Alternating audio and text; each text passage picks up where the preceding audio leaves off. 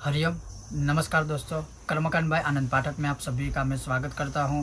आप सभी को मेरा जय श्री कृष्ण।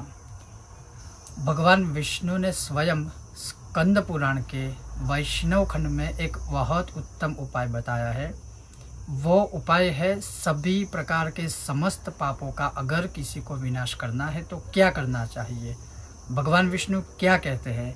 तो भगवान विष्णु कहते हैं कि कोई भी द्वादशी यानी शुक्ल पक्ष की द्वादशी हो या कृष्ण पक्ष की द्वादशी हो और पूर्णिमा यानी द्वादशी और पूर्णिमा के दिन किसी भी समय गाय के दूध को शंख में भरकर और उसी शंख से भगवान विष्णु की प्रतिमा या शालिग्राम के ऊपर अगर स्नान करवाया जाए यानी अभिषेक किया जाए तो उसका फल भगवान विष्णु कहते हैं कि जाने अनजाने में काया वाचा मन से या किसी भी प्रकार से कोई भी अगर पाप हुआ है तो वह सभी पापों का विनाश हो जाता है।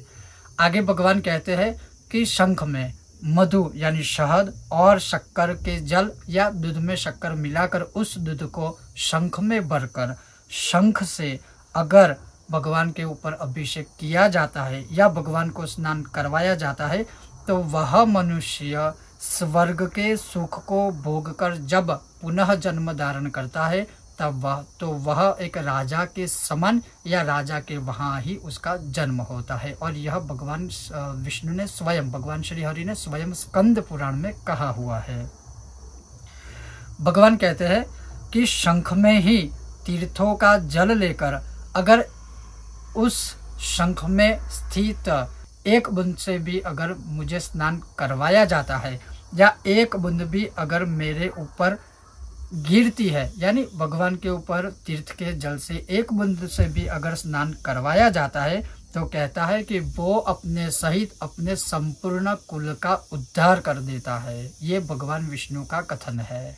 आगे भगवान विष्णु कहते हैं कि शंख में नदी का जल यानी नदी का पानी या तड़ाग यानी तालाब का पानी या फिर बावड़ी का पानी या कूप यानी कुएं का पानी भी अगर उस शंख में रखकर उससे भगवान विष्णु के ऊपर अभिषेक अगर किया जाता है तो वो भगवान कहते हैं कि उनके पितर संपूर्ण रूप से पितर लोक में निवास करते हैं, साथ में वैकुंठ पे भी निवास करते हैं। और अगर किसी का एक्सीडेंटली मृत्यु हुई है, किसी का आकस्मिक मृत्यु हुआ है तो उसे सदगति प्राप्ति होती है और पितरों की संपूर्ण कृपा प्राप्त होती है। फिर कहा है कि जिस शंख के जल या दूध या शहद या शक्कर के द्वारा अभिषेक जो किया है, भगवान के ऊपर अभिषेक किया है, और वही अभिषेक वाला जो वो द्रव्य है यानी जल है, दूध है या शक्कर वाला दूध है या तीर्थ जल है या नदी का जल है यानी वो पानी जो है, उस पानी को या उस जल को जिसे हम चरणोदक कहते हैं उसको लेके अगर अपने सिर के ऊपर थोड़ा सा भी हम स्पर्श करते हैं तो भगवान कहते हैं कि मस्तक पर धारण किया हुआ यह अभिषेक वाला जल या थोड़ा बहुत दूध जो धारण करता है वह तपस्वी मुनियों के समान तेजस्वी हो जाता है या तेजस्विता प्राप्त करता है और वह भक्त मुझे बहुत ही प्रिय है। साथ में भगवान आगे कहते हैं कि तीनों लोकों में जितने भी तीर्थ है उसमें उसने स्नान किया हो उतना उसे फल प्राप्त होता है। अब महत्वपूर्ण प्रश्न ये है, यहाँ पर भगवान ने जो कहा है कि आप जब भी उस शंख के अंदर दूध हो, शक्कर वाला दूध हो या शक्कर वाला पानी हो या तीर्थ जल हो, नदी का हो या तालाब का पानी हो, जब आप उस शंख में डालकर जब अभिषेक करते हो तब क्या बोलना चाहिए? तो भगवान कहते हैं कि जब आप अभिषेक करते हो उस समय आपको मेरे अष्टाक्षर मंत्र का उच्चारण करना चाहिए, या जो मंत्र है ओम नमो नारायणाय। मंत्र फिर से सुनिए, ओम नमो नारायणाय।